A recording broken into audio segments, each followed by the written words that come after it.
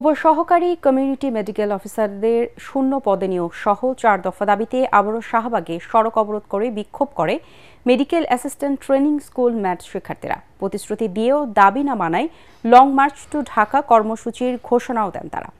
এদিকে দুপুরে স্বাস্থ্য উপদেষ্টার প্রতিনিধি শিক্ষার্থীদের সাথে দেখা করে নিয়োগের বিষয়ে সোমবারই সার্কুলার দেওয়া হবে বলে জানান। এই আশ্বাসে রাজপথ ছেড়ে যান আন্দোলনকারীরা। বিস্তারিত জানাচ্ছেন রাসনা দাস। নিজেদের দাবি নিয়ে আবারও সড়কে মেডিকেল অ্যাসিস্ট্যান্ট ট্রেনিং স্কুল ম্যাটসের শিক্ষার্থীরা। উচ্চশিক্ষার সুযোগ, উপসহকারী কমিউনিটি মেডিকেল অফিসারের শূন্য পদে নিয়োগ সহ 4 দফা দাবিতে শাহবাগে তাদের সড়ক অবরোধে দিনভর ভোগান্তিতে হাজারো মানুষ। এ যেন দাবি পূরণের শহর ঢাকা। দাবি না মানলে এবার রাজপথ না ছাড়ার হুঁশিয়ারিও ছিল শিক্ষার্থীদের কণ্ঠে।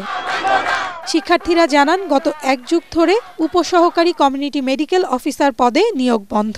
নিয়োগ বিধি সংশোধনের নামে চলছে টালবাহানা, ফলে তাদের অনেক ডিপ্লোমাধারী এখনো বেকার। আমাদের কাছ থেকে 7 দিনের সময় নিয়েছিলেন এবং আশা দিয়েছিলেন যে ওনারা আমাদের ন্যায্য দাবি ওনারা বাস্তবায়ন করে দিবেন। আমরা স্বাস্থ্য শিক্ষা অধিদপ্তরে গিয়েছি, স্বাস্থ্য মন্ত্রণালয়ে গিয়েছি, আমরা রাষ্ট্রীয় চিকিৎসা অনুষদে গিয়েছি, তারা আমাদের কোনো রকম রেসপন্স করেনি। যে পর্যন্ত আমাদের দাবি না মানবে আমরা এখান থেকে উঠবো না। আমাদের যদি কোনো নিয়োগই না থাকে, আমাদের যদি কোনো চাকরি না থাকে, তাহলে আমাদের এই পড়াশোনা করে কি লাভ? হয়তো আপনারা ম্যাচ বন্ধ করে দিবেন, না হয় আমাদের দাবি দাওয়া পূরণ করবেন। পরে দুপুরে শাহবাগে আসেন স্বাস্থ্য উপদেষ্টার ব্যক্তিগত সহকারী। শিক্ষার্থীদের যৌক্তিক দাবি আদায়ে কাজ চলছে জানিয়ে তিনি বলেন, সোমবারই নিয়োগের বিষয়ে দেয়া হবে সার্কুলার। ইতিমধ্যে মিনিস্ট্রি থেকে এটা সিদ্ধান্ত নেওয়া হয়েছে, আগামীকাল অথবা পরশুই ওনারা সার্কুলার দিয়ে দিবে।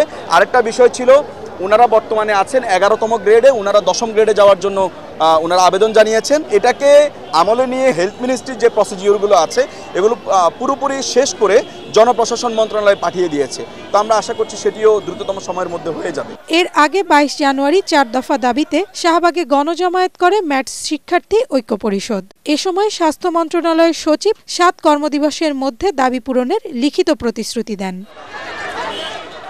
রাসনা দাস, ATN বাংলা, ঢাকা।